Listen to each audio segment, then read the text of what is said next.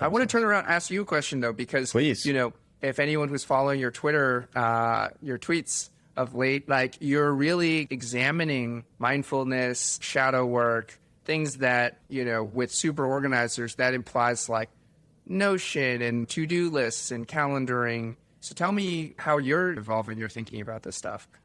When I started out writing Superorganizers, I was interested in psychology stuff, mental health stuff, or whatever, because I'd been struggling with some of that stuff for a while. But I was mostly interested in like productivity apps, tools for thought. How do I organize my notes? How do I do my to-do list? How do I do my inbox? And I still am interested in that stuff, but it feels less acute to me, or it feels like less the way to solve for the things that I'm trying to solve. And I think what happens is when you spend a lot of time interviewing people about their productivity stack, and you start thinking about it for yourself, what you tend to realize is that what a to-do list is actually a device for emotion regulation. And if you start thinking in that way, then you're like, what are all the different ways to do emotion regulation? Because maybe a to-do list works, but maybe it's like, maybe there's something like deeper there that is the reason why I keep trying all these different to-do list apps and none of them seem to really work for me. Wait, say more about to-do lists as a emotional regulation. There is like a very practical utility for to-do lists, which is you got a lot of stuff to do and it's augmenting your cognition by having a list of those things is very helpful.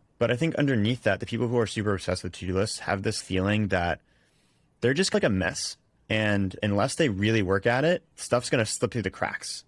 And the idea that something slips through the cracks is so painful and terrible and reminds them so much of things that they struggled with growing up or makes them feel so much like a failure. And when I say you, I'm really talking about me, like that is me. And so if you have that deep-seated feeling like I'm a mess, and if I don't pay attention and like really work at this and like really try to like keep everything together, stuff's going to fall through the cracks and people are going to be mad at me and then I'll be worthless. If you don't have that underlying feeling, you're generally not obsessed with to-do lists. You're obsessed with something else.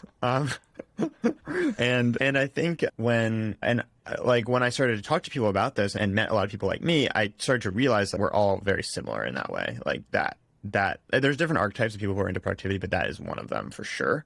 No, like for me, it's like I hate to-do lists, but I really appreciate my calendar. My fear is that I make an appointment with someone and I miss it entirely, and that would devastate me, right? Because I wouldn't want to do that. I would hate to experience that, and I wouldn't want to do that to somebody. So I think that's my big fear in life, is that. And then the to-do lists, I think it's still valuable and I still don't want to miss my tasks, but I think that I feel a sense of pressure and expectation, like the to-do list is staring me in the face and it's like, why haven't you done me? And there's like a whole bunch of emotional baggage around like someone telling me to do a bunch of stuff. I'm like, screw you, I don't need you know. So I eventually always dismiss my to-do list because I don't like how it's talking to me. The tyranny of the to-do list. Yeah, that actually sounds like another archetype of person that I run into sometimes. It feels like that. It's like when you've grown up in a system that is maybe not designed for the way your mind works. And you have a lot of people like with lots of expectations for you and keep telling you that you're smart, but for some reason you can't totally do everything they want you to do. Sometimes the reaction is, well, fuck you, I don't want to do any of that. And a to-do list can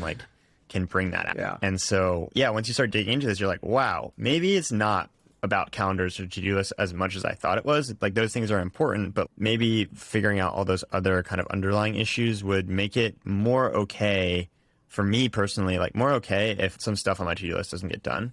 Like still gonna achieve all the things I want to achieve, but I'll do it with a little bit of a less of a sense of everything is so tenuous, and if I mess up once, everything is going to be terrible. And maybe that would be better for me. Or for you, maybe you could look at a to-do list without feeling that crushing weight of like people being angry at you or whatever, or miss something on your calendar and have it be like okay.